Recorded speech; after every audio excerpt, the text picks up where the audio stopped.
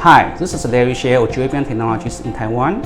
For over 13 years, we have been focusing on providing engineers, students, and customers with a wide range of leading technology designs in areas of wireless electronics design, AI deep learning and machine learning, IoT electronics hardware and software designs, along with the manufacturing support services.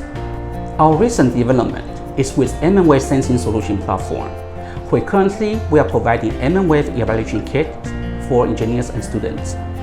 And it is my pleasure to introduce you our BM101-SRR mmWave Short-Range Radar Evaluation Kit that works with a Raspberry Pi computer or NVIDIA Jetson Nano Computer and utilizes Doppler Sensing Data in real time to detect obstacles movements in relation to a vehicle, whether it is approaching or moving away from that vehicle, and thus able to guide the vehicle to a safe zone to avoid collision.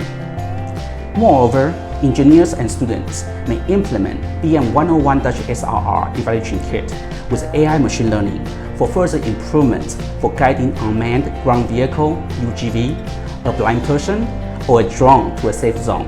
And welcome to the mmWave world.